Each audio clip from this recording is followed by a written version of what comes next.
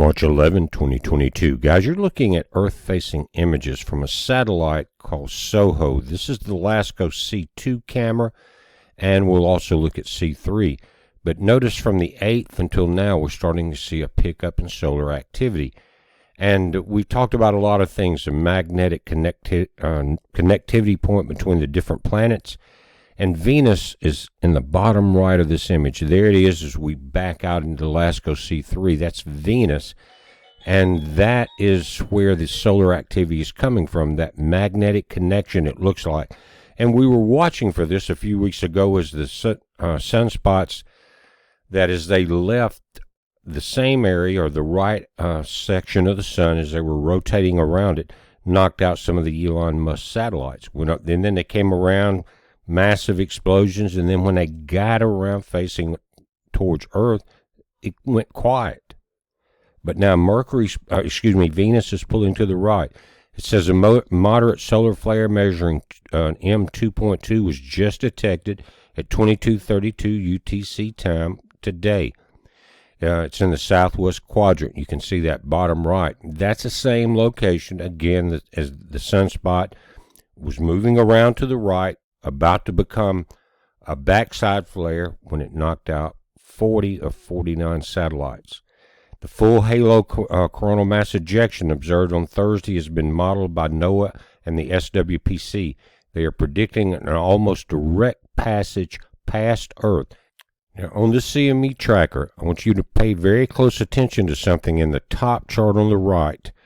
This plasma density, it's in centimeters cubed.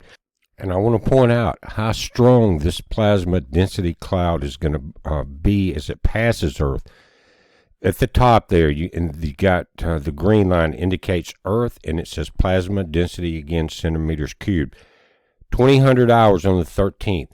Guys, that's going to be 2 p.m. on the East Coast. 1 p.m. Central, Mountain Time would be noon, around 11 a.m. in the morning on the West Coast. And guys in Alaska, Hawaii, you just put in 2 p.m. Eastern, and you will find out your time. Notice this, the density in the solar wind right now as I'm doing the video is 5.8 protons centimeter cubed, and that's a little above average. The wind speed, solar wind speed is 402 kilometers per second.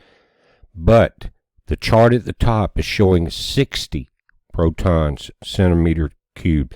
The density of the electron and the highly charged particles inside this cloud is going to be intense.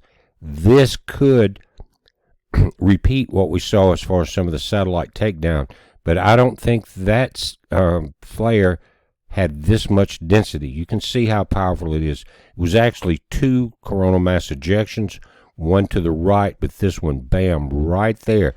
Tomorrow, according to the models, 2 p.m. Eastern. So keep an eye on it. And a lot of people are affected by with headaches, dizziness, things like that when we see these things.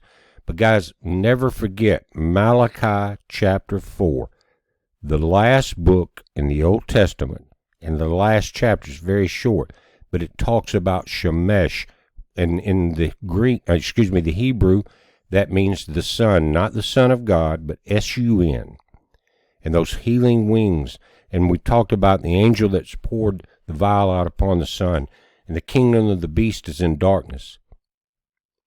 And I mentioned this before also, that when AI starts to take over and the other energy fields that we're going to be dealing with, what will stop it?